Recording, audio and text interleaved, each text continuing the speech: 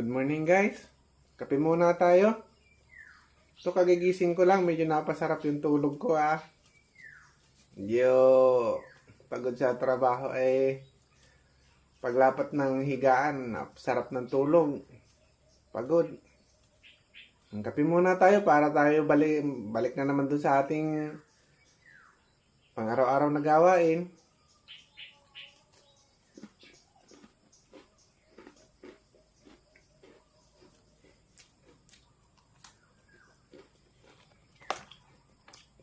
Bago tayo sumalang sa gawain marami pang mga ibang inaasikaso sa umaga. Kaya kape muna.